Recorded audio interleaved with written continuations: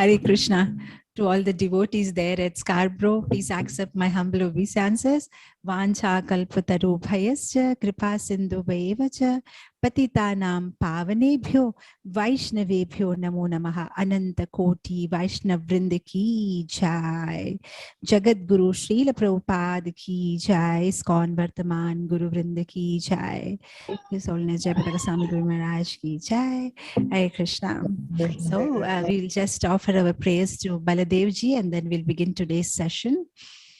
Namaste tu halagrama, namaste musalayudha, namaste revati kanta, namaste bhaktavatsala.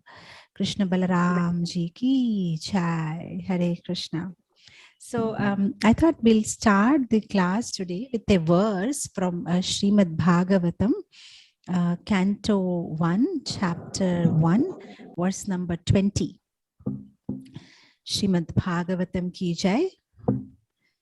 Kritavan kila karmani saharamena keshava ati martyani bhagavan gudaka kapatamanusha. Translation and purport by His Divine Grace A.C. Bhaktivedanta Swami Srila Prabhupada. Srila Prabhupada ki jai. Lord Shri Krishna, the personality of Godhead, along with Balaram, played like a human being, and so masked, he performed many superhuman acts.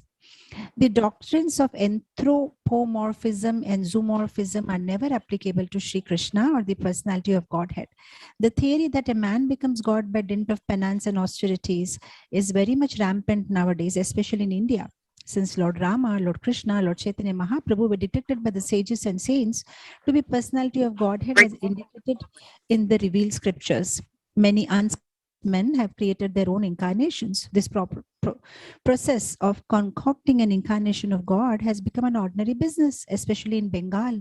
Any popular personality with a few traits of mystic powers will display some feat of jugglery and easily become an incarnation of Godhead by popular vote. Lord Shri Krishna was not that type of incarnation. He was actually the personality of Godhead from the very beginning of his appearance. He appeared before his so-called mother as four-armed Vishnu, and then at the request of the mother, he became a human child and at once left her for another devotee at Gokula, where he was accepted as son of Nanda Maharaj and Yashoda Mata. Similarly, Baladev, the counterpart of Lord Shri Krishna, was also considered a human child born of another wife of Vasudev. In Bhagavad Gita, the Lord says that his births and deeds are transcendental, and that anyone who is so fortunate as to know the transcendental nature of his birth and deeds will at once become liberated and eligible to return to the kingdom of God. So, knowledge of transcendental nature of the birth and deed of Lord Shri Krishna is sufficient for liberation. In the Bhagavatam, the transcendental nature of the Lord is described in 9 cantos, and in the 10th canto, his specific pastimes are taken up. All this becomes known as one's reading of this literature progresses. It's important to note here, however, that the Lord exhibited his divinity even from the lap of his mother, that his deeds are all superhuman. He lifted Govardhan Hill at the age of 7, and that all these acts definitely prove him to be actually the supreme personality of Godhead. Yet, due to his mystic covering, he was always accepted as an ordinary human child by his so-called father and mother and other relatives. Whenever some Herculean task was performed by him, the father and mother took it otherwise, and they remained satisfied with unflinching filial love for their son. As such, the sages of Naimisharanya described him as apparently resembling a human being, but actually he is the supreme almighty personality of Godhead. Srimad Bhagavatam ki jai. Mukham karoti vachalam pungum langayate giram yat kripatamaham bande Shri Guru Dinataranam Paramananda Madhavam Krishna Chaitanya Ishwaram. Hare Krishna. So happy Balaram Jayanti to all of you. Today is a very, very auspicious day. We are celebrating Balaram Purnima, Balaram Jayanti. Today is the appearance day of Lord Shri Balaram. So as we read in this verse from Srimad Bhagavatam, both Lord Shri Krishna and Balaram are one and the same, and they appear masked as a superhuman, but they are the supreme personality of Godhead. So especially there is a confusion whether Balaram is an expansion, or is he Amsha of Krishna or Kala of Krishna. But here it is clarified that he is Krishna. There is no difference between Balaram and Krishna. Elsewhere in Chaitanya Charitamritam also it's mentioned. Sarvavatari Krishna Swayama Bhagavan Tanhara Dvitiya Deha Shri Balaram. They said Balaram is simply a second body of the Lord. There is no difference actually between Krishna and Balaram. Krishna is the fountainhead of all incarnations, and Balaram is a second body. And then elsewhere it says, Ekai Swarupa Donho Bhinna Matra Kai Adya Kaya Vyuha Krishna Lilara Sahai. Why does Balaram appear? Lilara Sahai. Just to give pleasure to the Lord, just to support his leelas and pastimes, Balaram appears. So Balaram is non-different from Krishna. They both are one and the same. The only thing they differ is in the color, in the form. So here the Vaishnavacharya say that Krishna, he is Swayam Rupa. There are so many incarnations that Krishna takes, but Krishna by himself, he is Ete Chamsha, Kalapungsha Krishnastu Bhagavan Swayam. He is Bhagavan himself. And his Swayam Rupa, there are two divisions. One is a Prabhava Prakash and one is a Vaibhava Prakash. So Prabhava Prakash is when Krishna expands himself identical, when he's identical in his expansion in form and bhava. For example, during Rasa Leela, when Krishna expands himself, his expansions are exactly identical to him. They just look like him, talk like him, nose, eyes, everything is like him. So in the Rasa Leela, all the gopis feel that Krishna is dancing with us. Like we see in Dwaraka, when Krishna expands into 16,108 forms, all the queens are enjoying the association of Krishna. So that is Prabhava Prakash. So there is no difference in the emotion, feelings, and no difference in the form, the way he looks. But there's another form coming out of a Swayam Rupa Krishna division, and that is called Vaibhava Prakash, where he is same, but he looks different. So that is Balaramji. So Balaramji and Krishna are same, but Balaramji looks different from Krishna, but actually they are same. So this is what is mentioned here in the Chaitanya Charitamrita. So Balaramji is Adi Guru. Balaramji and Krishna are one and the same, but the only difference, Prabhupada said that, is that Krishna is the supreme personality of Godhead, and Balaramji is the supreme personality of servitor Godhead. So that means Krishna accepts service. When he appears in this material world, he appears to accept service. And when Balaramji appears in this material world, he comes here to offer service. So that's the only difference between both of them. And then, of course, the color, the way they look is different. And little differences like Balramji may be wearing a blue color dhoti and Krishna wears a yellow color dhoti. Balramji carries a buffalo horn and Krishna carries flute, and Krishna wears peacock feather and Balramji does not wear a peacock feather. So like that, there may be little differences, but otherwise they are one and the same. So actually this difference between Balram and Krishna was a big matter of controversy once in Vrindavan, when Srila Prabhupada's disciple Yamuna Mataji and Madhudrisha Prabhu were having a argument, where Yamuna Mataji was saying that the only difference between Krishna and Balaram is that Balaramji does not enjoy with Radharani, Krishna enjoys with Radharani. And Madhudrisha Prabhu said that, whereas I feel that the only difference between Krishna and Balaram is that Krishna is black in color and Balaramji is white in color. So they both went to Tamal Krishna Maharaj. And then Tamal Krishna Maharaj went to Srila Prabhupada and he asked for a solution. He said, Prabhupada, Yamuna Mataji says that Krishna has Radharani to enjoy, Balaram does not. So Prabhupada said, yes, she's right. And then Tamal Krishna Maharaj said, but Madhudvishwa Prabhu says the only difference between Krishna and Balaram is that Krishna is black and Balaram is white. And Prabhupada said, yes, he's right. Then Tamal Krishna Maharaj said, but Prabhupada, how can both be right? And then Prabhupada said, yes, you are right. And then Tamal Krishna Maharaj said, but Prabhupada, what is right? And then Prabhupada said, well, that you decide.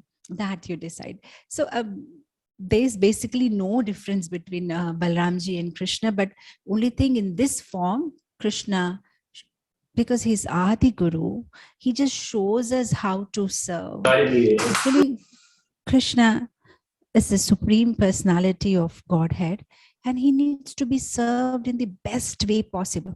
And we being limited would not understand how to serve him in the best way possible. So Krishna again himself has to come and show us how to serve him in the best way possible. So that's how he comes like Balaramji, and then he shows us what's the best way to serve him. So today is more important than Janmashtami, because if we don't have the mercy of Balaramji, then we can't approach Krishna. If we don't have the mercy of Adi Guru, Balaramji, then we cannot approach Krishna. We cannot receive Krishna's mercy. We see that Balaramji, he appears in the Treta Yuga as Lakshman, and then in the Kali Yuga, he appears as Nityananda. And in all the leelas that they perform, we see how any devotee who wants to approach the Supreme Lord has to approach via them only. Like we see this very famous pastime in Ramayana, how Sugriva seeks help from Lord Ram, that, when I'm fighting with my brother, can you kill my brother? Can you help me? So Ramji says, yes, I'm ready to help you. So Lord Ram is standing behind a tree, and then Sugriv challenges his brother Vali, and both of them are having a fight, wrestling each other, and they are, kicking and beating each other. And Vali being more strong, and he just smashes Sugriv, and Lord Ram isn't doing anything, is simply standing behind the tree. And then after the day's fighting is over, Sugriv comes back and says, is this fair? You promised me that you will help me, and you never helped me. Why didn't you kill my brother? So then Ramji says, but both of you are twin brothers. I could never recognize. So I didn't want to by mistake kill you. So I was just waiting. I'm just trying to figure out who is Sugriv and who is Vali.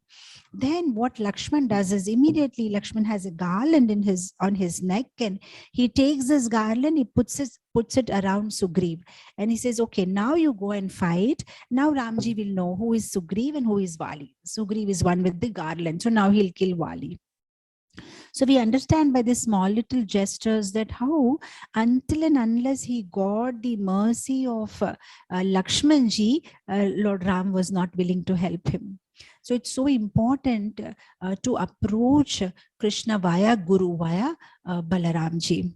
Even in the Chaitanya Mahaprabhu Leela, we see how Raghunath Das Goswami wanted to take shelter of Chaitanya Mahaprabhu, but he was not successful every time that he tried. But finally, when he got the mercy of Nityananda Prabhu, then he got shelter of Chaitanya Mahaprabhu at Jagannath Puri. And even in the Krishna Leela, we see that Devaki had the fortune of being a mother to Lord Shri Krishna only by the blessings of Balaram. When Balaram appeared in her womb and made the womb ready for Krishna to appear, only then Krishna came. So in anybody's life, Krishna will enter only after Guru's entry.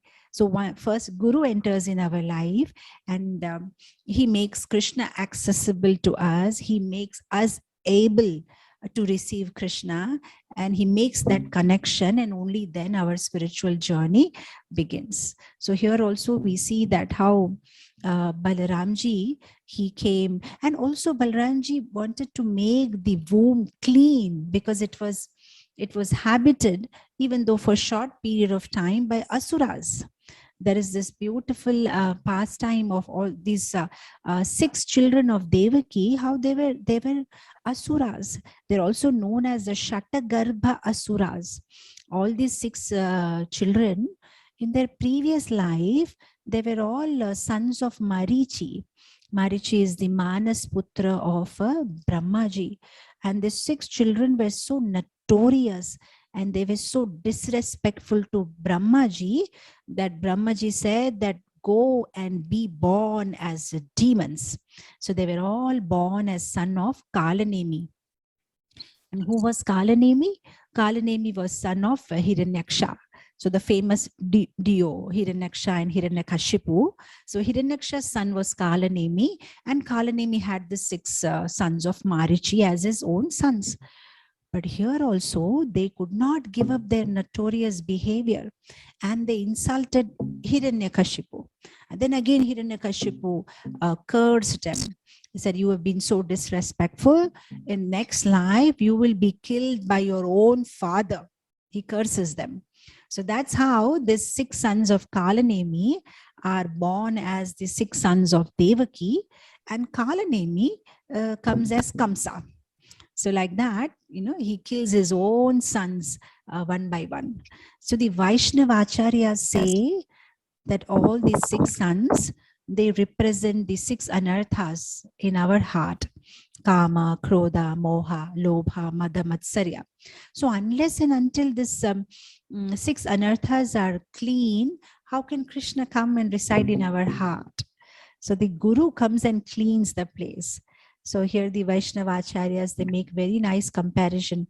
They say that Devaki was always afraid of Kamsa, and then how Kamsa killed all her six sons.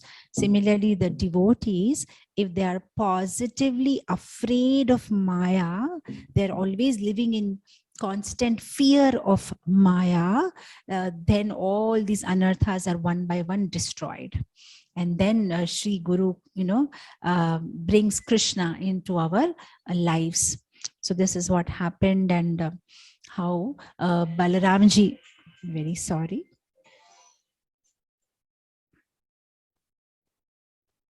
So this is how Balaramji appears in this month of Shravan. On a Purnima day, Swati Nakshatra, he appears to Rohini Devi. So actually, Balramji initially appears in Devaki's womb, and then Krishna employs Yoga Maya to do all the exchange part. The womb, Baladev from the womb of Devaki is shifted to the womb of Rohini. So he stays for 7 months in Devaki's womb. And then again, he's shifted to Rohini's womb. And then just 7 days before Krishna appears, Balram appears in this world. So then Rohini, who is one of the 16 other wives of Vasudev, she is under the care of Nanda Maharaj in Gokul, and there she gives birth to Balaramji.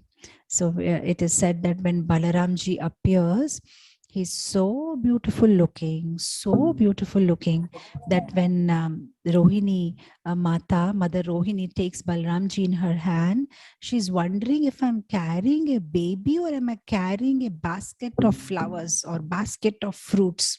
So beautiful were his eyes and so beautiful were his lips, as if a red color ripe fruit has been cut into pieces. So beautiful were his cheeks, like white cotton, and his eyes were so long, going all the way up to the ears, and he had curly hairs and the complexion of an autumn cloud, and very beautiful smile, and Mother Rohini was so happy to see him.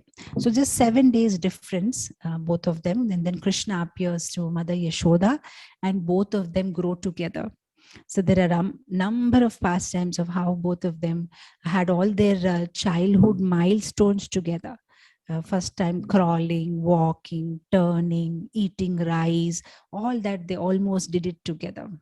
So when they were young, they used to sometimes just crawl inside the goshala, the cow shed, and then hold the tail of the cow. And the cow used to get afraid, because if you just hold a tail of an animal, definitely it's going to get disturbed, and out of fear the cow starts running. And now the little babies, Krishna and Balram, they're holding the tails, and they themselves also get very afraid when the animal starts moving. They don't know what to do. They don't want to leave the tail. At the same time, if they hold the tail, they've been dragged all over. And then when they've been dragged like that, all the gopis and all are laughing. So like that, so many pastimes happen of Krishna and Balaram going all around the place of Gokul. And then how sometimes while crawling, they just follow the footsteps of gopis because their anklets are making noise. So they just follow because they think it's their mother. And then as they're crawling and following the gopis, after some time when the gopis bend down to pick them up, and then they see the face of the gopi, then they understand, oh, it's not our mother. And then they start crying loudly, and then the mothers come running to take them in their lap. So like that, so many beautiful pastimes happen in Vraja. So Vallabhacharya, he describes these pastimes and these forms of the Lord, saying that everything about the Lord is so beautiful. He's smiling, he's laughing, he's crying, he's walking, he's crawling. Everything is beautiful. He says, Adharam madhuram nayanam madhuram vadanam madhuram gamanam madhuram chalitam madhuram brahmitam madhuram madhuradipate akhilam madhuram madhuradipate akhilam madhuram. Emperor of sweetness, and everything about him is sweet. He's laughing, he's talking, he's walking, he's moving. Everything about him is so sweet. He's the emperor of sweetness. So like that, Krishna and Balaram both look so identical. Just the color of their skins are different, but they're talking and smiling and everything is so very beautiful. So like that, they're getting elder day by day. And then once it so happens that as they get elder, they start taking the cows for grazing. Initially, they were Vatsapalaka. Now they get promoted to Gopalaka. Vatsapalaka is they used to simply take the calves in and around the palace of Nanda Maharaj, just nearby areas. But then they get elder, so they say, no, we need promotion and we want to go deep inside the forest, and now we'll take the grown-up cows with us. So then they take the cows and go for herding the cows in the forest. And then every day when they go with the cows, they kill one or the other demon, one during breakfast, one for lunch, and one as they go back home. So like that, we see many demons were killed by Krishna. And there's some of the important demons that we hear, we read in Srimad Bhagavatam, killed by Balramji is Dhenukasura and Pralambasura. They were killed in Vrindavan when Balram and Krishna were little boys. So it so happens that after the forest fire Leela, where Krishna swallows the forest fire, all the Gopa Balakas, the cowherd boys, they're so tired. So they're all just walking in the forest in search of some water or some nice fruits to quench their thirst. And then the cowherd boys, they tell Krishna that whenever we pass through this forest, such nice aroma comes of the palm fruits, the talavan, the tal fruits, but somehow we can't go inside because there is a asura, there's a demon living here in the form of a donkey, and he doesn't allow anybody to come inside. So then Krishna and Balram said, okay, nothing to worry. We're going to have tala fruits today. Let's go inside. So that's how all of them enter inside the Talavan forest. Bhakti Vinod Thakur in his Krishna Samhita says that every demon that Krishna and Balaram killed in Vrindavan actually represent one of the anarthas that are there in our heart. So Bhakti Vinod Thakur says that this Dhenukasura demon, he represents the aspiration for selfish end. He represents the gross material intelligence. He represents the ignorance of spiritual knowledge. And if you put it in Prabhupada's language, Prabhupada said, jackass like foolishness. Jackass like foolishness. So all these anarthas are there in us, and this is represented by Dhenukasur.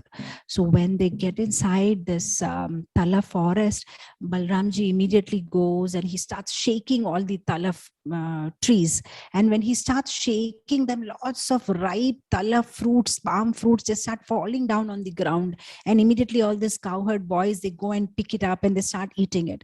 And now this donkey, Dhenukasur, was taking rest. He suddenly gets up. Oh, what's this all noise? And who is trespassing my land? And then he just comes and, running. And then from far he sees, oh, these cowherd boys are eating my Tala fruits. So immediately he wants to attack Balaramji, because Balaramji was the one who was shaking the trees.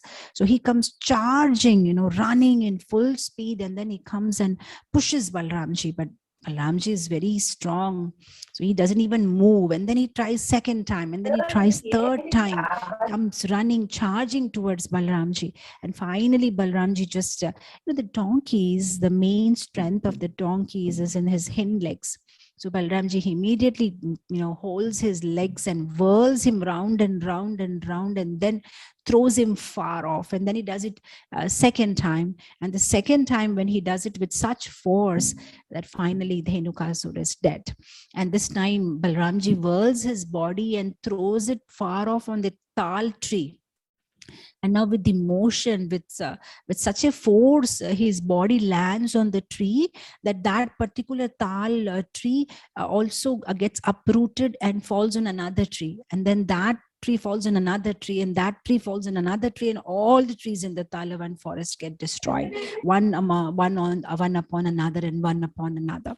And then what happens? The other donkey friends of Dhenukasur, when they see what's happened to their friend, they also come attacking. And then, all the cowherd boys and Krishna and Balaram are just trying, taking one at a time, and then they killed all the other donkey friends of Dhenukasur.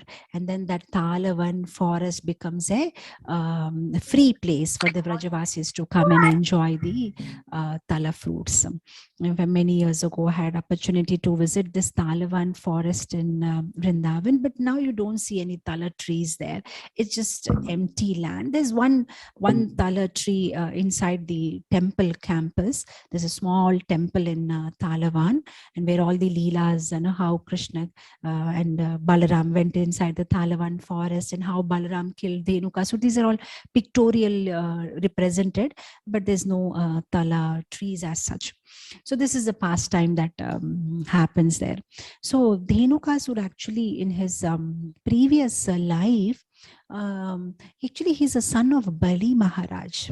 Now we know Prahlad, pure devotee of the Lord, and Prahlad's son's name was Virochan, and Virochan's son's name was Bali, and Bali had a son whose name was Sahashika.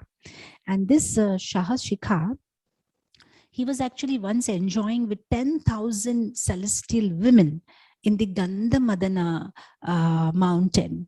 And he was having some water pastimes. And at that time, Durvasa Muni comes there. And he says, I don't mind you enjoying whatever water pastimes, but why are you making so much noise? Can't you understand? There are so many other sadhus who are doing tapasya here. They're trying to meditate on the Supreme Lord, and you are braying like a donkey. Can't you just keep little, keep peace here? Why are you making so much noise? So then he gets upset, Durvasa Muni, and says, you're braying like a donkey. Go become a donkey. So that's how, he's cursed to become a donkey. And that also for how many years? Durvasa Muni says for 4 lakh years. That means 400,000 years. So he just falls down on Durvasa Muni's feet and says, Maharaj, don't do this to me, please have some mercy. And Durvasa Muni says, okay, the mercy is that after living a life of a donkey for 400,000 years, Balramji himself will deliver you. He will kill you. So that was the fortune of Dhenukasur. Though he had to live a life of donkey for many, many years, finally he gets delivered by Balaramji. So Bhaktivinoda Thakur says that Just like this Dhenukasur had this attitude of, it's mine, everything is mine, nobody should take it. Generally, people in this material world have this concept of me and mine. Everything is mine.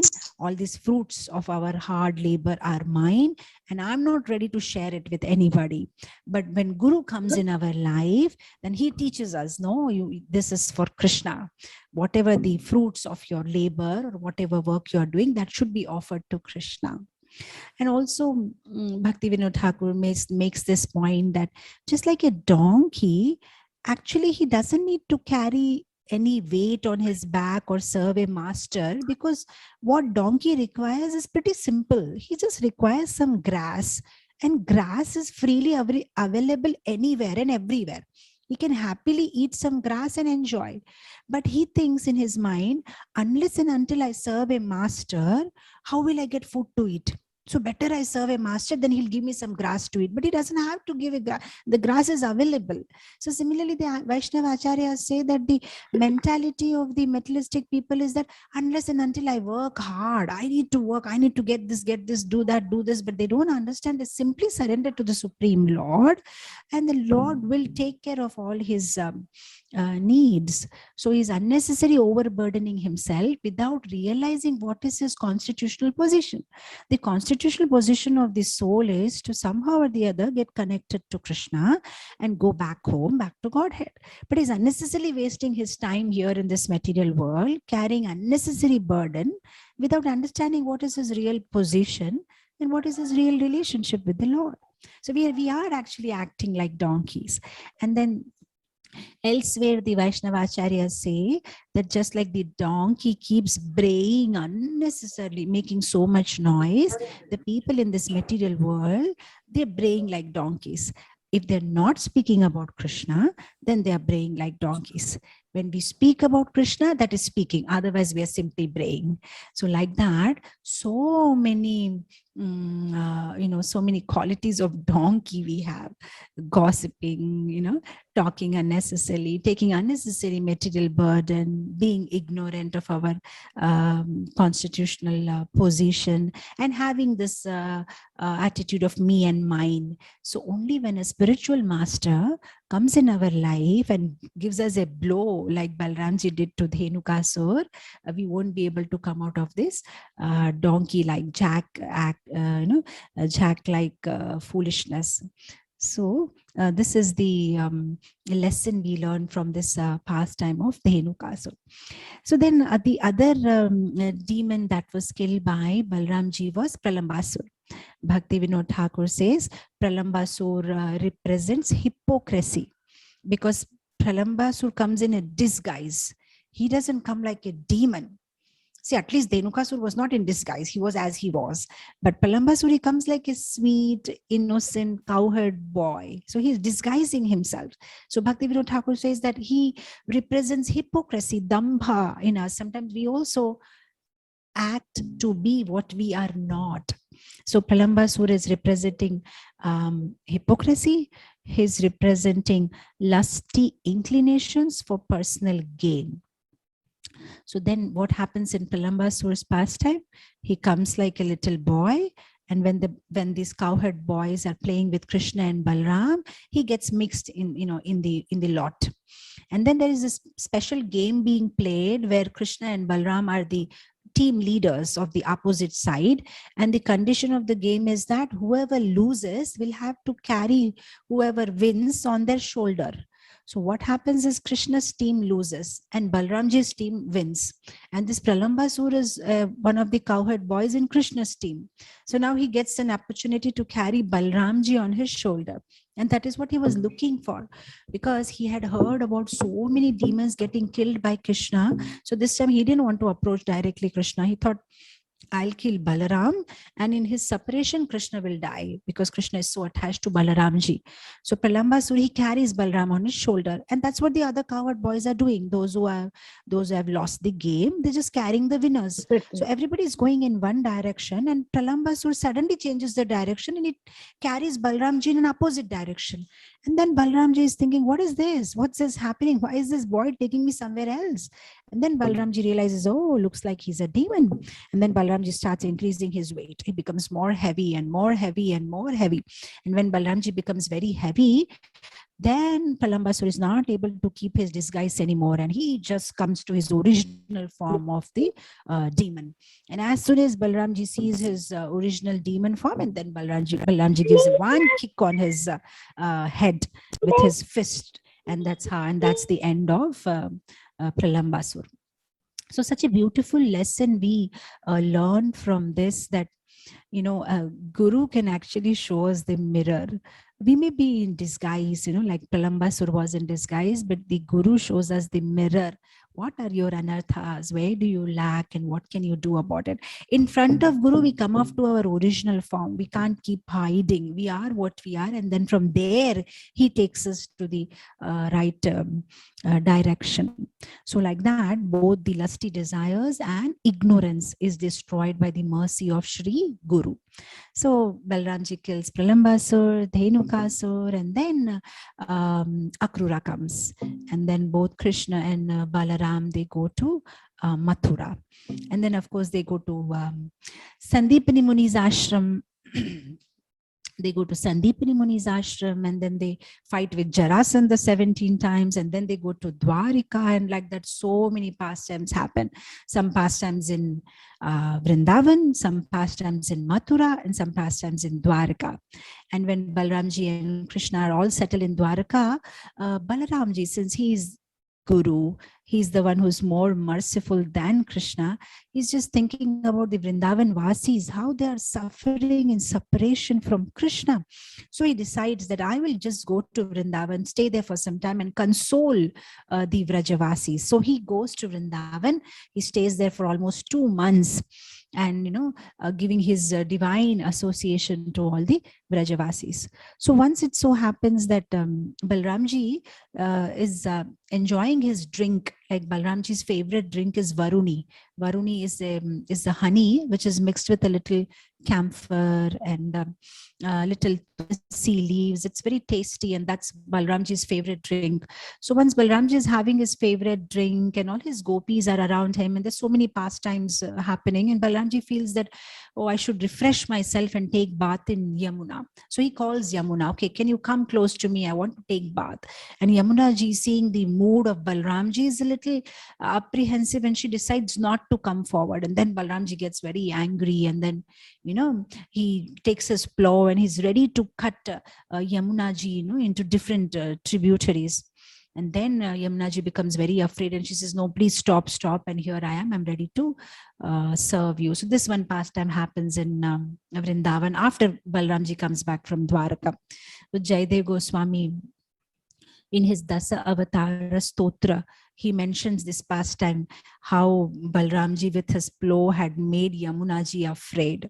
This is a very beautiful verse. He says, Vahasi vapusi vishade vasanam jaladabham halahati bhiti militi yamunabham keshavadrita haladhara rupa Jai Jagadisha Hare Jai Jagadisha Hare Jai Jagadisha Hare. So he says, Vahasi Vapusi Vishade Vasanam. Oh, he's wearing very effulgent clothes, Balramji. Jaladabham. His complexion is like the clouds, white clouds. And halahati bhiti, with his hala, bhiti is fear. He makes Yamuna ji afraid with his hala. Oh, come on, I'm going to cut you into pieces. And Keshavadrita, haladhara rupa. So Jaydev Goswami is saying, so to that beautiful form of Balaramji, I pay my humble obeisances. So there's another pastime which happens in Vrindavan, where Balramji is enjoying with his gopis. Krishna has his set of gopis, and Balramji has his set of gopis. So once he's enjoying with his set of gopis, and what happens, a demon called Divida Gorilla comes there, and he's making all sorts of awkward noises and disturbing, and sometimes coming and standing naked in front of the gopis. And then he's jumping from one branch to another, throwing small stones on them and making different kind of noises and disturbing them. And then Balaramji, when he sees that all the gopis are put into awkward situation, he just goes and attacks the Vida gorilla and he kills him.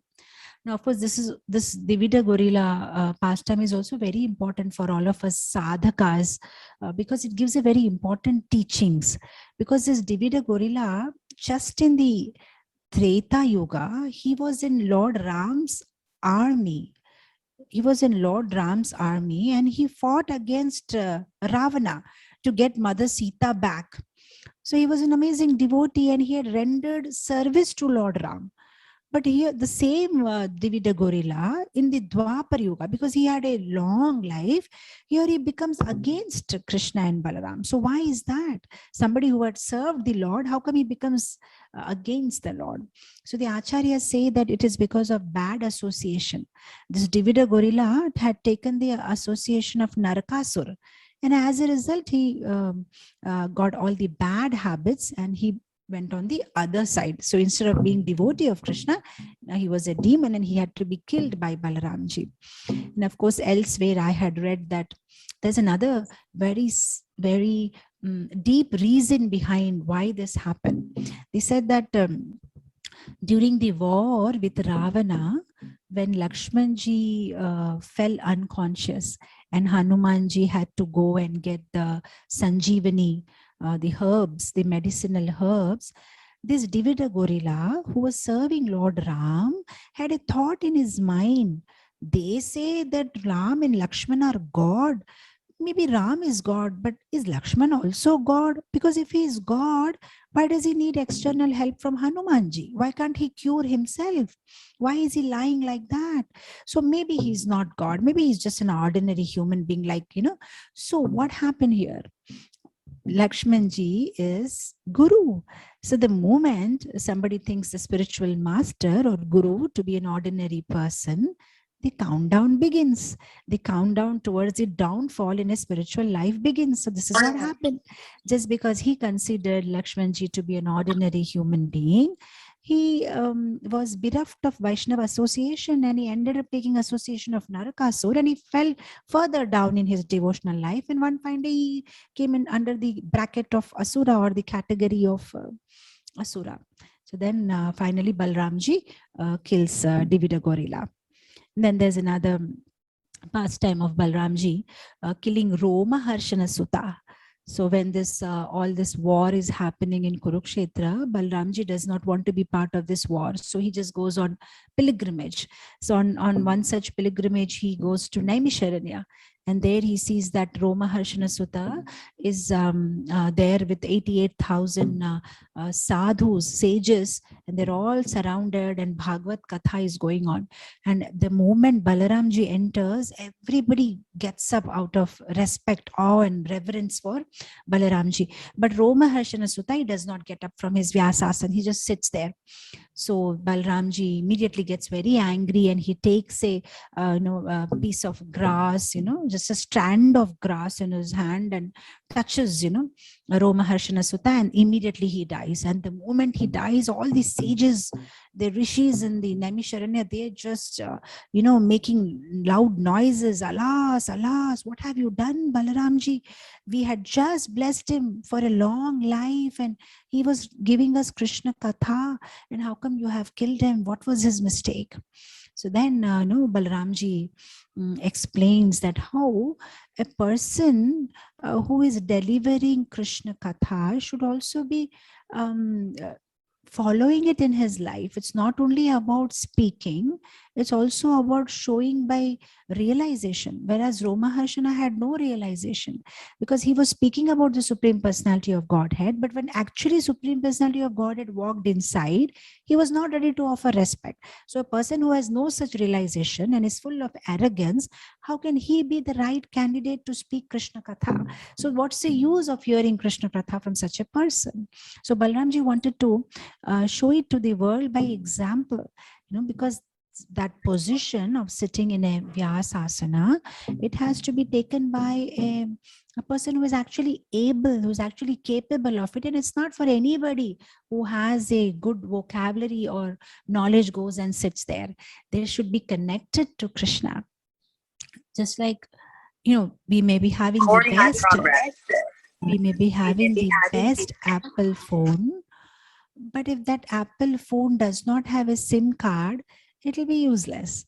And we may be having a not so popular phone, maybe some button phone and no touch facility, but if it has a SIM card, it's useful.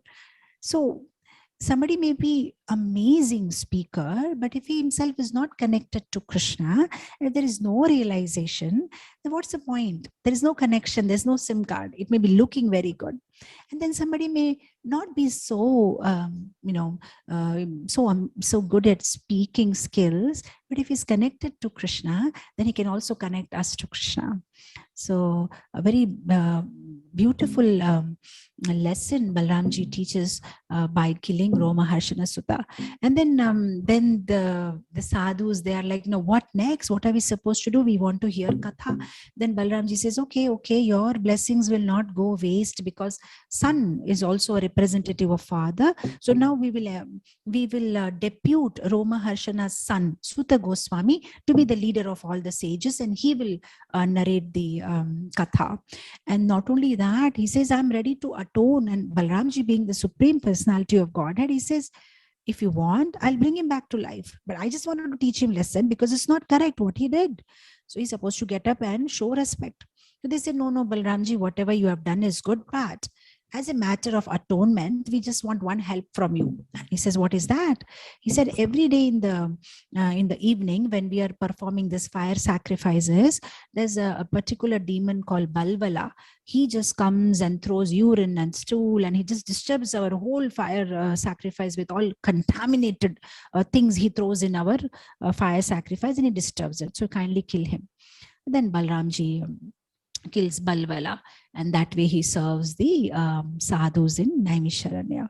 So like that, Balaramji was so strict. Balaramji was so pakka. He was not lenient.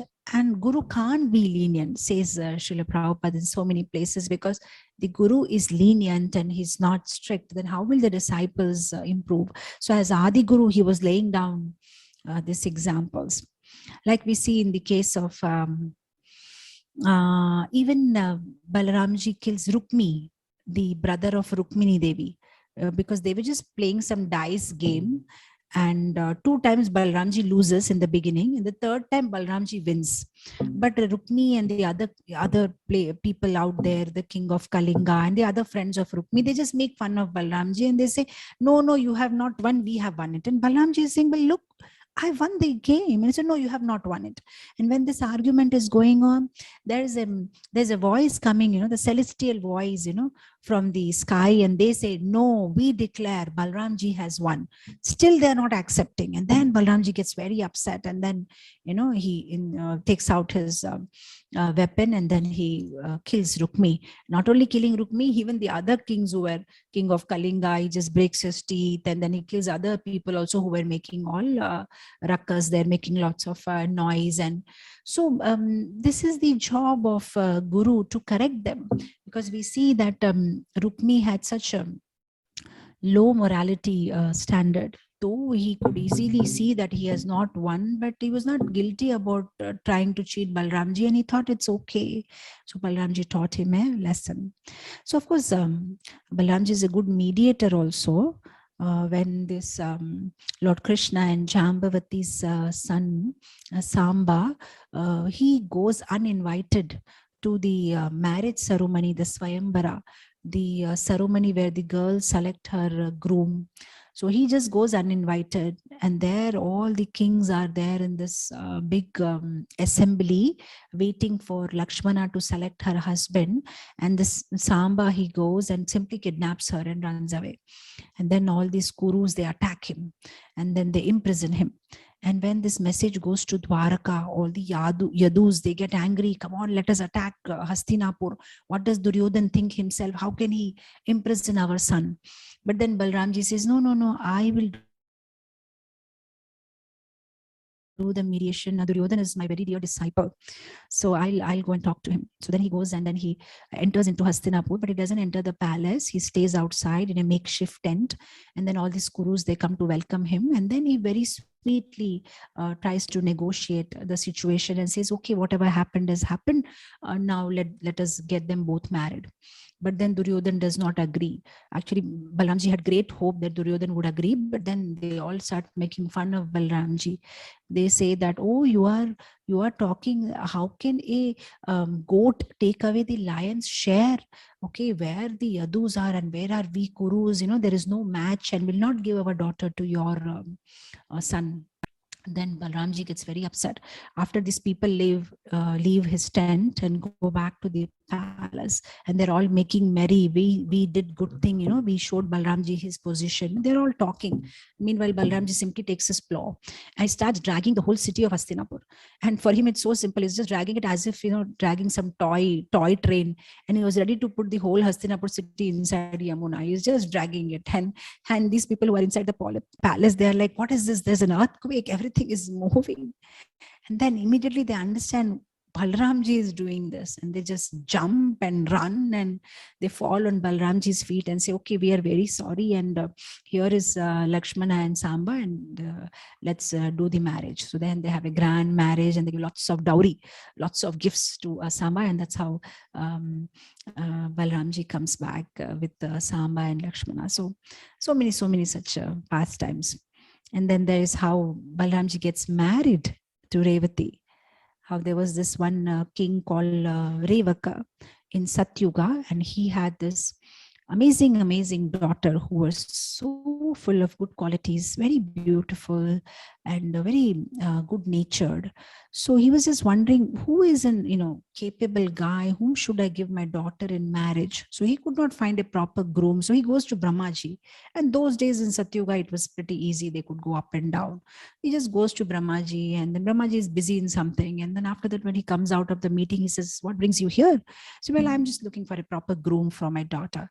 And Brahmaji says, well, you spent some time here. That means in the planet Earth, so many yugas must have already passed. So now Dwapar Yuga is going on. And what I see now in this Dwapar Yuga, the most capable groom for your daughter would be Balaramji. So you go and give your daughter to Balaramji in marriage.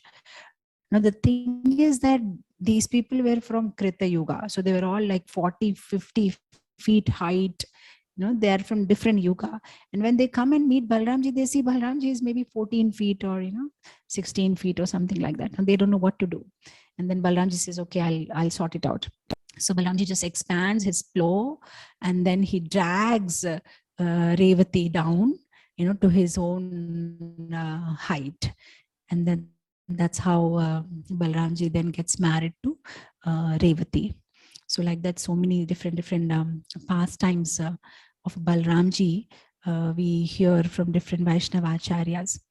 So Balramji is a very, very amazing personality. And he's called Balaram. Balramji, because Bala, he gives Bala, he gives spiritual strength. He gives spiritual strength to the devotees to continue their vows. He gives spiritual strength to devotees to move forward in their spiritual journey. And not only does he give spiritual energy, he also gives spiritual bliss. So Bala Ram, it's a mixture of two words. So Bala is strength and Ram is Ananda, or taste for Krishna consciousness, which is so important, because maybe by the strength of Balaramji, by the strength of the Lord, we may be able to say no to, but we should also be able to say yes to Krishna. And sometimes it is difficult, because if there is no taste, how will you continue your Krishna consciousness? So Balaramji does both the job. Not only does he give us strength to say no to Maya, he also gives us taste in Krishna consciousness, so that we can say yes to Krishna. So this combination, see, because unless and until we get pleasure in something, we cannot do it for a long time. Just because somebody asks us to chant, how long can we chant?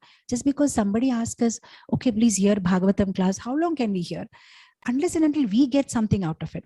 So who will give us this something? This spiritual bliss is given by Balaramji. If he doesn't give us this spiritual bliss, we'll be so dry and high, and we wouldn't want to do. Maybe we will stop doing sinful activities. But what about attraction towards doing some devotional activity? That attraction or that bliss is given by Balaramji. So he holds the devotee. He does not allow the devotee to go back, in Krishna consciousness. When somebody takes shelter of Balaramji, Balaramji holds us. He makes sure we keep taking a step forward and a step forward and a step forward towards Krishna. I'm just reminded of one beautiful pastime. One of the Prabhupada disciples, Hayagriva Prabhu, he helped Prabhupada so much in the initial days, but after some time he left ISKCON. And then when he left ISKCON, and he had all this beard and mustache grown, and he was out from Krishna conscious life for a few years. And then by Balaramji's mercy, he was not able to give up, and he wanted to come back. He was just reminded of his old memories with Srila Prabhupada, and he wanted to come back. And one fine day he came back to the temple. So he's all grown up beard and mustache, and nobody could recognize him. So he says he wanted to meet Prabhupada. So Prabhupada's secretary said, "So who are you?" So he says, "Just tell Prabhupada it is his old Hayagriva. His old Hayagriva has come to see him." And then the secretary says, "Well, somebody called Hayagriva wants to see you." And Prabhupada said, "Hayagriva, oh, please call him inside." And then when he comes inside, he puts a Shakshat Dandavat Pranam to Srila Prabhupada, and then he crawls just like a baby on his 4 legs and comes next to Prabhupada and puts his head on Prabhupada's lap, and he starts crying and crying and crying like a baby. And Prabhupada is stroking his head, and Prabhupada is also crying, And then Hayagriva, Prabhu lifts his head and he says, "Prabhupada, I left you, but believe me, Prabhupada, I could not forget you even for one day. I've been remembering you all the time." And then Prabhupada also crying, and Prabhupada said, "Even I have not forgotten you. Even I have been remembering you." And then, of course, I'm just cutting a long story short. And then again, he comes back to Krishna consciousness. So who does this? This is Balaramji. He will somehow make sure, he'll haunt us with this bliss of Krishna, and he'll again bring us back and bring us back. And every time we're trying to run towards Maya, and he just brings us back to Krishna.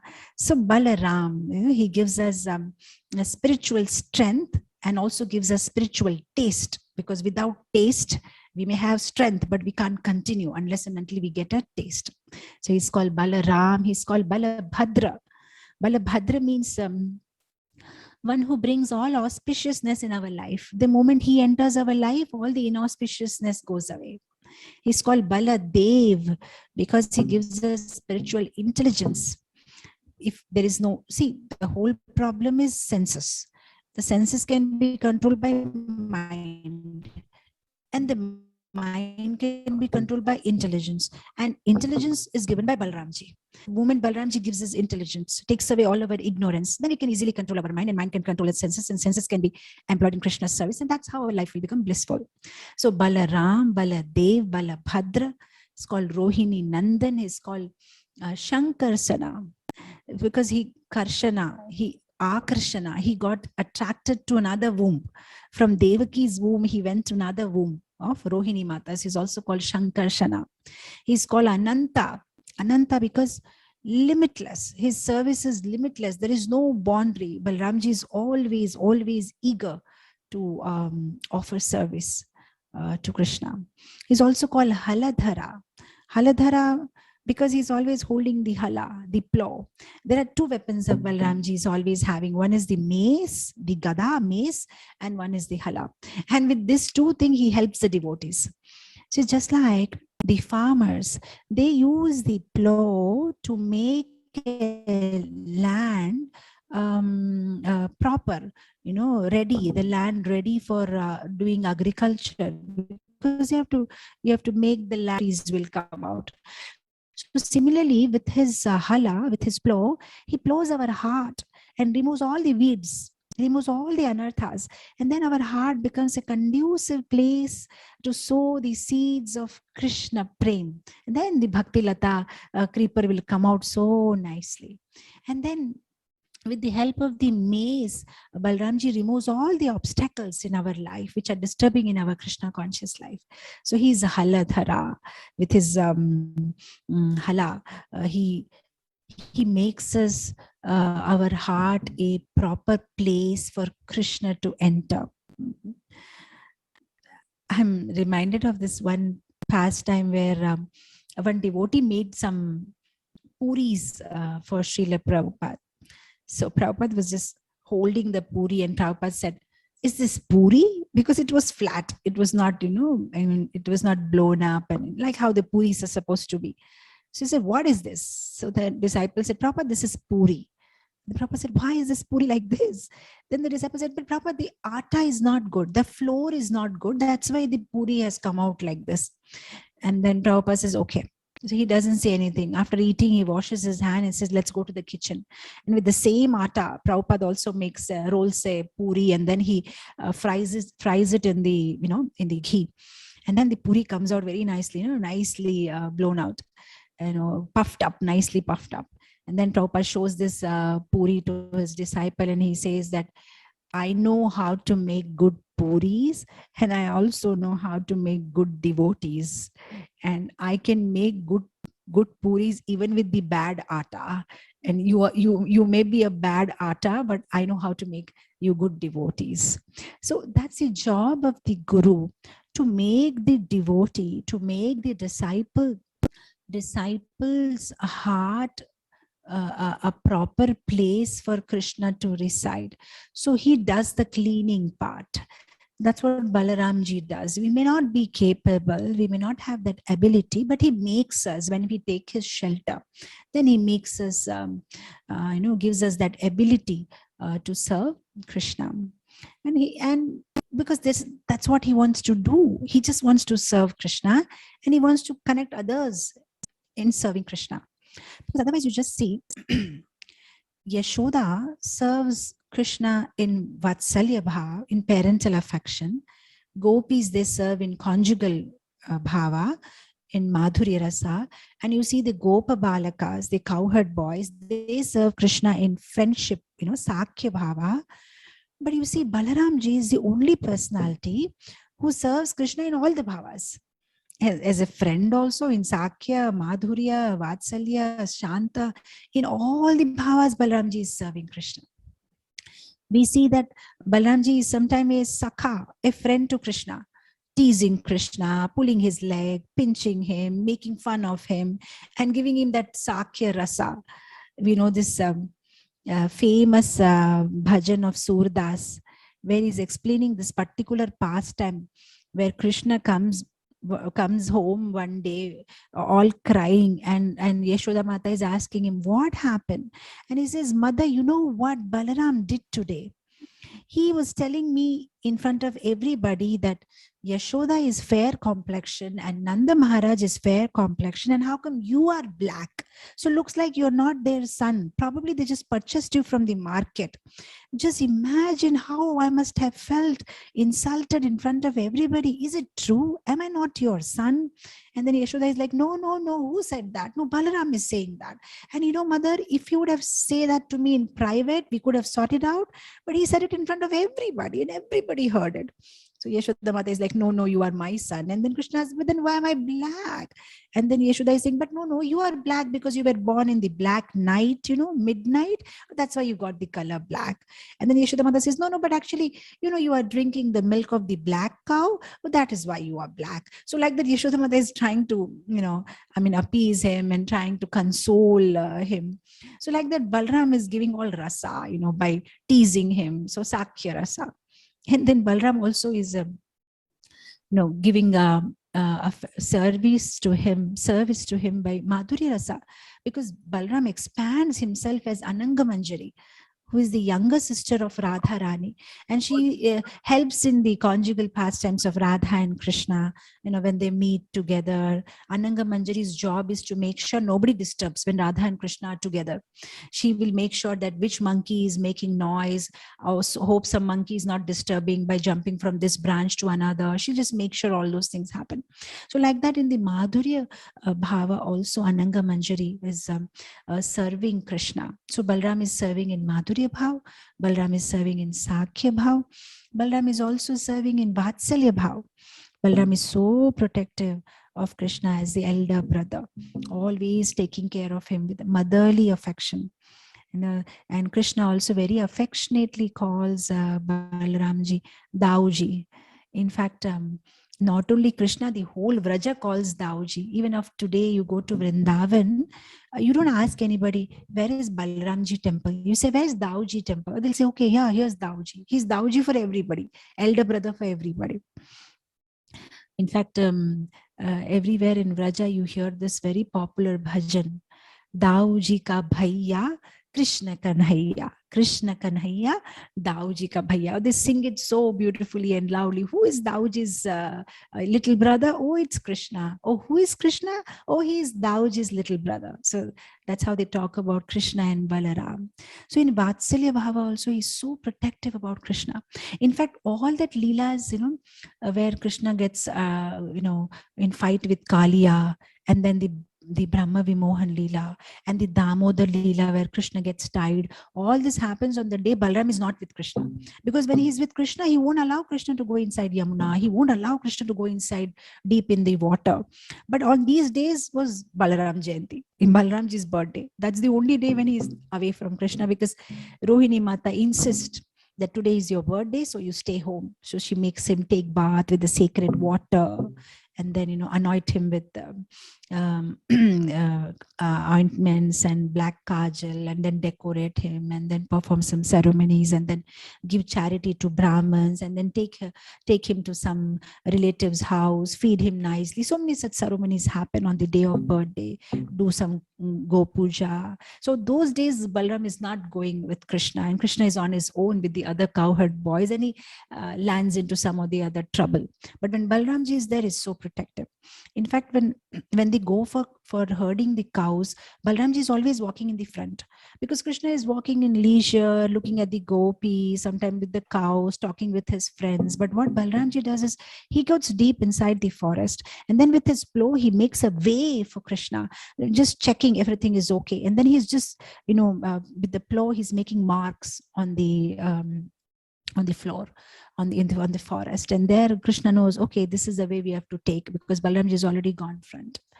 And then of course there's so many such pastimes where Balaramji shows his protection.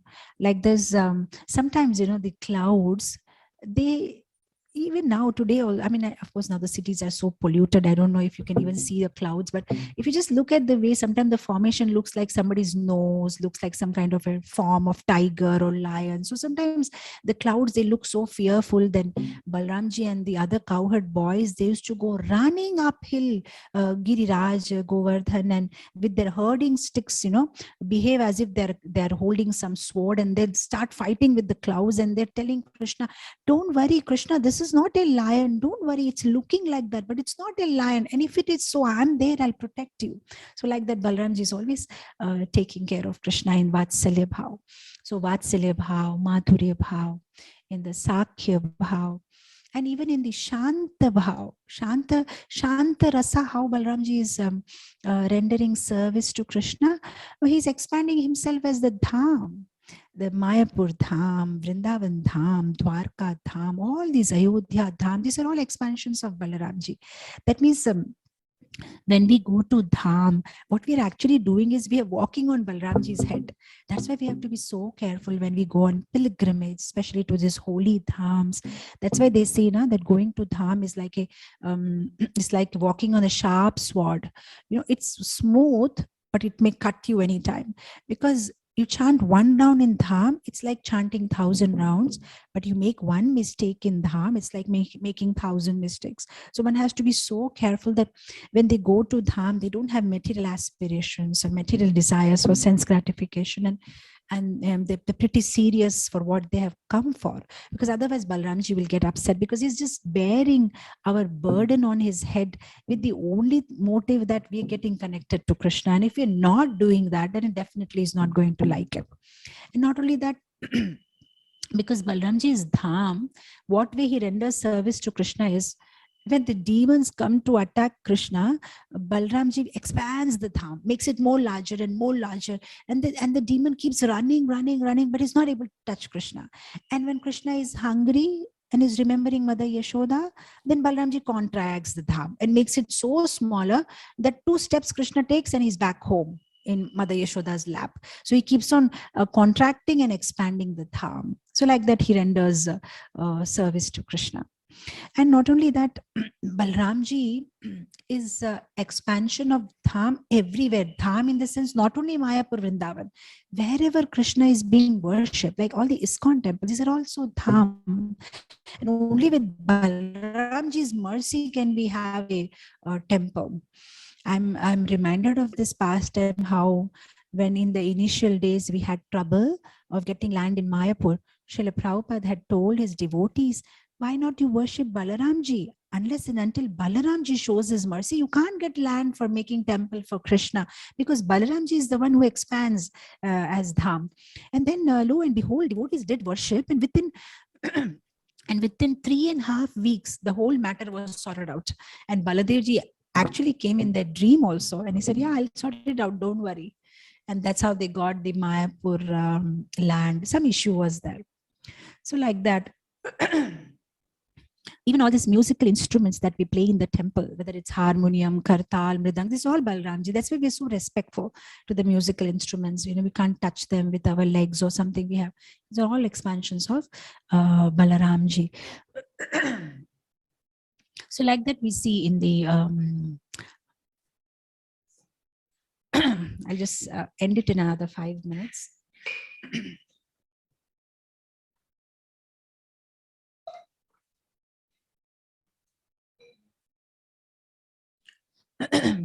So like that, we see that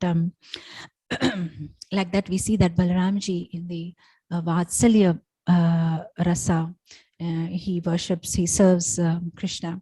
How he's the one actually who complains to Mother Yashoda that Krishna is taking mud. And then Mother Yashoda calls Krishna and says, are you taking, mud? Open your mouth, I want to see. And then she sees all the universes. And then she shares it with Nanda Maharaj that, I saw all these universes in Krishna's mouth. And Balaramji is standing behind the tree and hearing this. And he thinks, oh, really? Is it? And then he goes back to Krishna and says, can you open your mouth? I want to see. And when Balaramji asks Krishna to open his mouth, what Balaramji sees is all full of mud. And then he goes back and says to Mother Yashoda, say, Mother, you were saying to Baba, to Nanda Maharaj, that you saw universes in Krishna's mouth, but I just went just now and asked him to open his mouth. There's nothing but mud. That naughty fellow is simply eating mud. Please help him. So like that, he's always trying to protect Krishna. So in the Vatsalya Bhava, in the Sakya Bhava, Madhurya Bhava, in the Dasya Bhava, Balaramji, that's a famous picture which we see in so many ISKCON temples, where Krishna is lying in the forest of Vrindavan and Balaramji is massaging his legs. So like that, in the Dasya Bhava also, he's serving Krishna. In fact, one of the pujaris of Mayapur was sharing one very interesting pastime. It's a real, it's a real thing that happened very recently. How he was once painting the Rajapur Jagannath. We have this temple very close to Mayapur Dham. He was painting this Jagannath deities. And that day evening, there was some program of one of the sannyasis, Disappearance Day. So he left the painting halfway and he went for that Disappearance Festival, because that was also important. And what happened in the night, Baladev came in his dream and he was, giving him Mahaprasad, by slapping his cheeks and says, how dare you leave my brother half painted like that? Why did you leave and go? How is he looking? Why didn't you complete it? And then next day, the pujari was so worried and he made sure that he finished the painting of Jagannath. So, that's the bhava of Balaram. He himself is, very perfect in serving Krishna, and he wants everybody should be serving Krishna very nicely. In fact, when Balaramji comes like Lakshman, he had many complaints with Lord Ram, because Lord Ram asked him to, leave Sita Mata in the forest when she was pregnant, in Valmiki Muni's ashram. And he could not complain because he was a younger brother and he simply had to follow whatever Ramji says. And then also there were times when he asked to organize the Agni Pariksha, the fire test of Sita, and then he was so helpless. So like that, many times he felt, oh, I'm so helpless, because I've come as a younger brother. I want to serve, but Ramji does not allow me. I have to listen to his instructions. So, like especially when Parshuram fights with Lord Ram, why did you break the Shiva Dhanush? And he's very eager to answer back, but Lord Ram is controlling him. So he's always thinking in his mind that I want to protect Lord Ram, I want to serve him, but just because I came as a younger brother, I'm not getting this opportunity. Next time I'll come as an elder brother. So then he comes as elder brother in Dwapar Yuga as Balaram. And this time when he wants to serve Krishna, Krishna is sometimes stopping him from serving, saying that, oh, you are my elder brother. How can you render me service? I will render you service. So then Balaram is thinking, if I come as a younger brother, it's a problem. If I come as an elder brother, it's a problem. Next time I don't come as a brother, no family relations. So he comes as Nityananda.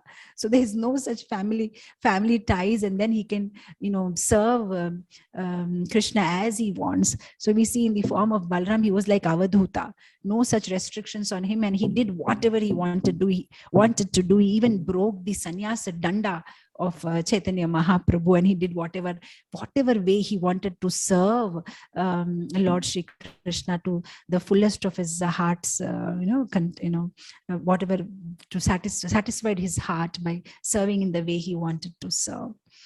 So like that, how can we serve Balaramji? We spoke about how Balaramji served Krishna. So how can we serve Balaramji?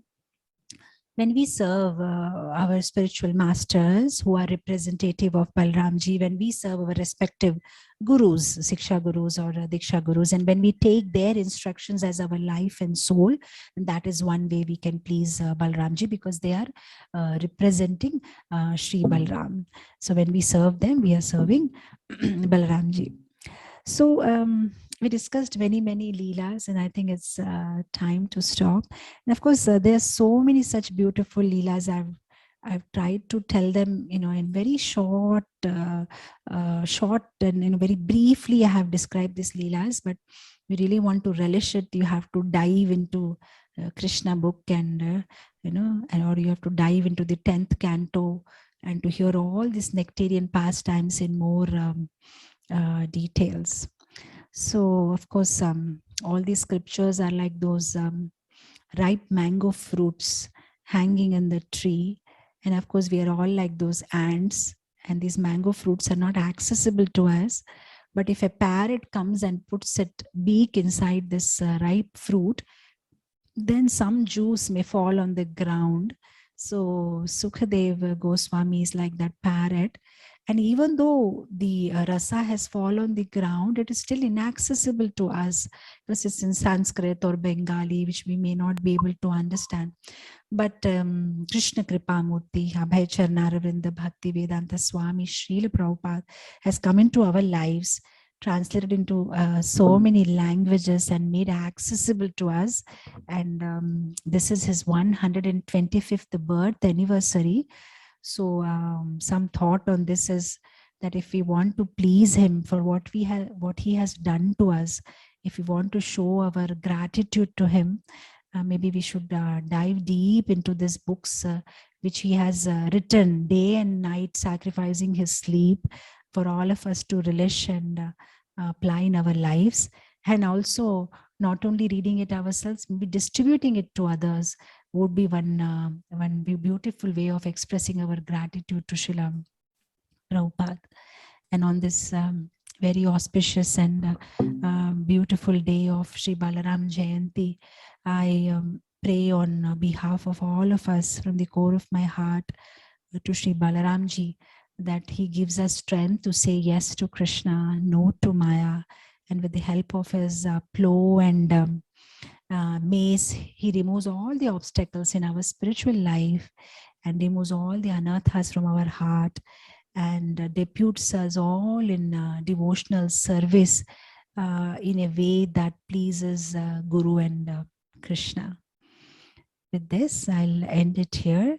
Balaram Jayanti Maha Mahotsav ki jai, Krishna Balaram ki jai, Jagat Guru Srila Prabhupada ki jai.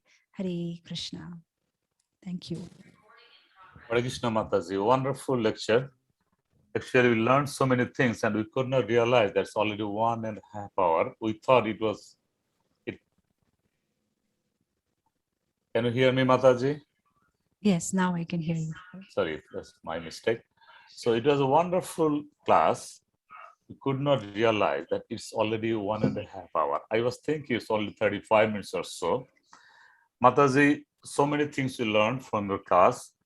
What I remember now, and I feel that you nicely explained why Balaramji needed to be transferred to the womb of Mother Rohini. Very important point. And how Balaramji cleansed our heart, removes obstacles, and strengthens our spiritual taste. He is doing the job of Guru as Prabhupada explained using the Puri example. And he connected with Krishna in all types of bhavas. Mataji, lastly, you said about Prabhupada that how can we serve Balaramji by going through his books and distributing wonderfully. Explain, Mataji, we're going to remember this for a long, long time. If you have few more minutes, there are so many questions. You tell me how many questions should I ask you? 1 or 2? Yeah, it's already 10 o'clock here in India. Then can I ask one question at least? Yeah, okay. Okay. One question is, Krishna belongs to everything, and we should not keep all in our possessions more than what we need. Could you put some light on this? So did you say that? Can you repeat your question, Prabhu? Krishna belongs everything. We should not keep more than what we need in our possessions. Whatever I have, material thing or whatever asset I have, for example, I should not keep more than what I need. Okay, what I understand your question is that when we were discussing the pastimes of when we were discussing the pastimes of Dhenukasur, we were discussing this important point about me and mine, and how Dhenukasur was not ready to share the fruits with anybody, and he wanted to keep all the fruits for himself. So similarly, as a grihastha or as a as a practicing devotee, what is a lesson for us? Everything belongs to Krishna. So what should I do and how much to keep? And so this is something like nobody's asking us not to work, nobody's asking us not to work hard, but the only thing is giving the results to Krishna. That means keeping Krishna as the center of our life and offering everything that we do as a service to Krishna. So that will be the befitting way to follow this instruction. So that means over endeavor in materialistic life will take us away from Krishna. So whatever is conducive for our Krishna consciousness, that much should be done. So sometimes if somebody goes overboard in their material aspirations, then they go away from Krishna. So how do I know whether I'm going overboard or not? Is to check if whatever you are doing is hampering your Krishna consciousness.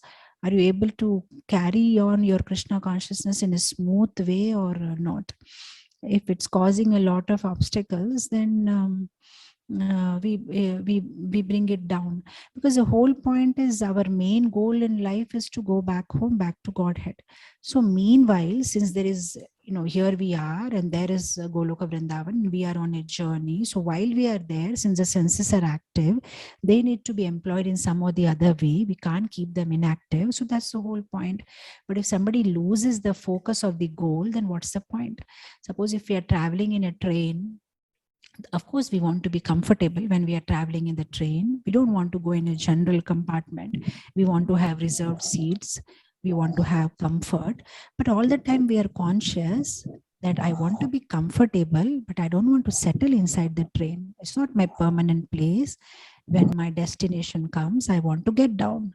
But if over a period of time somebody gets so comfortable in the train that even when the destination arrives, he's so attached to the train and the seat that he doesn't want to get down, then he's in trouble. So there's no harm in being in our comfort zone, being comfortable, because that also, if we are materially comfortable, then sometimes it helps in our Krishna consciousness. If you don't have enough, you can't go for yatras, you can't have mental peace to chant, and you're suffering with so many material issues, problems, financial problems, then you won't be able to be serious in Krishna consciousness. So it's required to be comfortable, but not that comfortable or that attached that we forget the main goal of our life. So no harm in being comfortable inside the train. The whole point is attachment. Just like the children, they make sand castles on the beach, but when it's time to go home, it's time to go home. They're ready to give up their sand castles and go home. So if we can be always in that consciousness that it's okay whatever I have, but I cannot stay back with it permanently. It's under my care. It does not belong to me, but it's under my care as of now. And whenever Krishna says you have to leave it, then you have to leave it. So if we mentally prepare ourselves to that, because anyway, whether you prepare or not, you have to leave. So instead of somebody forcing us to leave, if we can voluntarily give it up, then it is less painful, because anyway one has to give it up, whether he likes it or not. Nobody can stay permanently, and whatever assets and things, possessions they have to give it up. But if they mentally prepare themselves and give it up voluntarily, it will not be so painful. If somebody is always conscious that it belongs to Krishna, then it's not so painful when you have to leave it. If somebody can live the life as a cashier of the bank, where he counts all the money, but he knows at the end of the day it's not his, he's just counting them. So similarly, if somebody can live in that consciousness, oh, here I have an opportunity, okay, I can do something for Krishna. These are the resources and facilities given to me, and I want to use it in Krishna's service, and that's all fine. But if somebody starts getting attached, loses the focus, and starts thinking that this is what is the goal of my life, and then that's a problem. So like that, the Dhenukasur mentality of me and mine, this is mine and I won't share it with anybody. That's why in the Bhagavad Gita and the other scriptures, they always say the yagna, dana, all these are not supposed to be given up. Devotee should continue offering sacrifices, giving charity. That is one way to cure us of this disease of me and mine. When we give charity, when we give something which is very dear to us, when we share it with others, then slowly the detachment takes place. But if you're not ready to share, then we get more and more attached. So if we slowly start giving, charity, then that also helps us a lot. Of course, it's such a big topic which we can go on and on. I just hope it helps. Thank you, The answer Mataji. helps. Nicely said. And I'm very clear with the answer you provided to us. And I like the metaphor you used, especially when you said that I'm the train, I can enjoy the comfort, but I have to know that I have to get up when my time comes. Thank you very much, Mataji. There are so many questions. For the devotees, if you want to hear more lectures from Mataji, please check YouTube, and also actually the ISKCON Desire Tree has so many lectures, Mataji's. Just actually look for Dr. Nitaisevini Mataji ISKCON on Google. You'll find so many lectures. Thank you Mataji, thanks for your time. On behalf of ISKCON Scarborough, we'd like to thank you for your and show our gratitude for your valuable time, wonderful lecture, and we want you to give more classes for us. Please keep time for us, Mataji. Thank you. Definitely, Prabhuji. Thank you so very much. It's our pleasure. वाञ्छाकल्पतरुभयस्य कृपा सिन्धुभ्येव च पतितानां पावनेभ्यो वैष्णवेभ्यो नमो नमः. अनंत कोटि वैष्णव वृंद की जय. My Dandavat pranams to all the devotees of ISKCON Scarborough. Hare Krishna.